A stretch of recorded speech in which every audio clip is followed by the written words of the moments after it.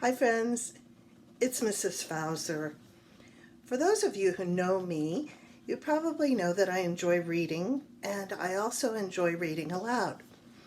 And with everything that's been going on lately, I talked a little bit in my last video about how what we're living through right now is history and that you might want to keep a journal because in years to come, people will be interested to hear how things were during this time in our nation's history. So that got me thinking about some books that I would like to share.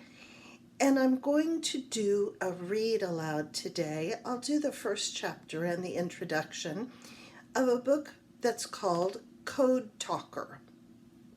Now, the Code Talkers were Navajo Indians that were recruited by the government in World War II to help with communication because they had their own language and other people didn't know the language, so they could help write code that the enemies would not be able to understand or break.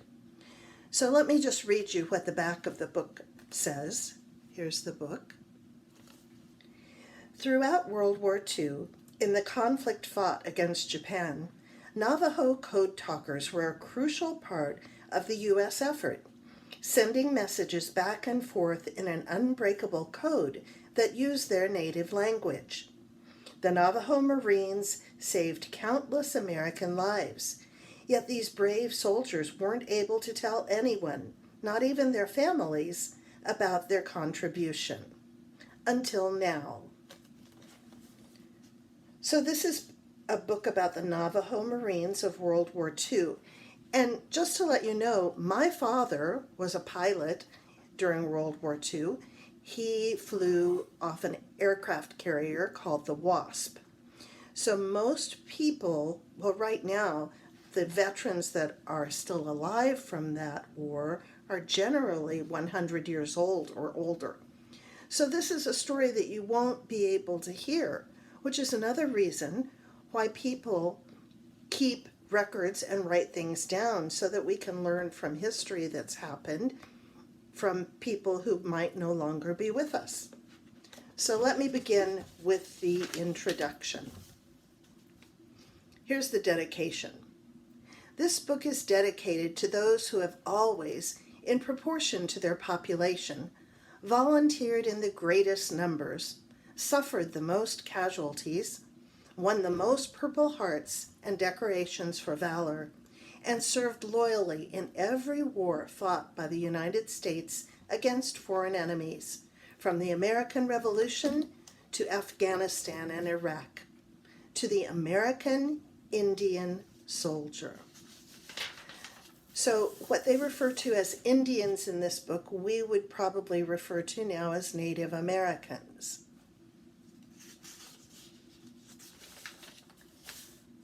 The name of the book again is Code Talker.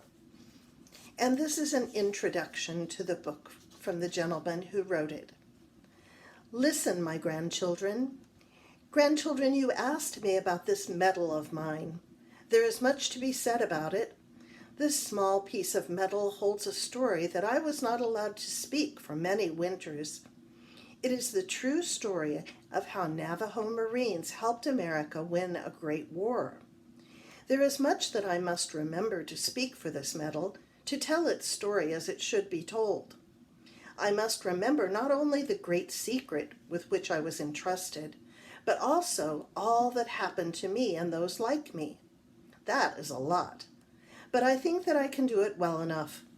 After all, I was expected to remember, as were the other men trained with me. The lives of many men depended entirely on our memories. Look here, the man you see riding a horse on the back of this medal was an Indian. He is also one of those raising that flag there behind him. I knew him when we were both young men. His name was Ira Hayes. He was a fine person, even though he was not one of our people, but instead a Pima Indian. We both fought on a distant island far off in the Pacific Ocean. There was smoke all around us from the exploding shells, the snapping sound of Japanese 25 caliber rifles, the thumping of mortars, and the rattling of machine guns. We could hear the pitiful cries of wounded men, our own Marines, and the enemy soldiers too. It was a terrible battle, but our men were determined as they struggled up that little mountain. On top of it is where Ira was photographed, raising the flag. I was not one of those who fought to the top of Mount Suribachi, but I had my own special part to play. I helped send the message about our success, about the brave deeds so many Marines did that day. They did the brave deeds for Nihima. Nihima, our mother. That is the Navajo word we chose to mean our country, this United States. It was a good name to use. When we Indians fought on those far-off islands, we always kept the thought in our minds that we were defending our mother, that sacred land that sustains us all. Nihima is only one of the Navajo words we chose for places. South America became Shadani Nihima, our mother to the south. Alaska we call Bihai, with winter. Because we knew that Britain is an island, we gave it the name of Tota, surrounded by water. When we did not know much about a place, we described something about the people there. So Germany we called Bish Hichati, iron hat. And Japan was Bindaat Izi, slant-eyed. Sometimes we didn't know much about either the country or the people there, but that did not stop us. We used our sense of humor and played with the English. The word we used for Spain was Dibe Dinia, which means sheep pain. But I am getting ahead of myself. I have not even explained to you yet why we made up such names. I have not told you why being able to speak our Navajo language, the same Navajo language they tried to beat out of me when I was a child, was so important during World War II. It was because I was a Navajo code talker. What was a code talker, and what did we code talkers do? Why was the secret we shared so great that we could not tell even our families about it until long after the war ended? You cannot weave a rug before you set up the loom. So I will go back to the beginning, pound the posts in the ground, and build the frame. I will start where my own story of words and warriors begins. That's the end of the introduction, and next time I'll read chapter 1. Chapter 1 is Sent Away.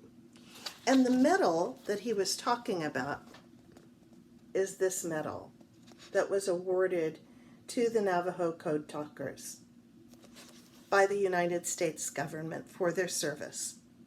Thanks for listening today, and I will read chapter 1 to you next time. Bye.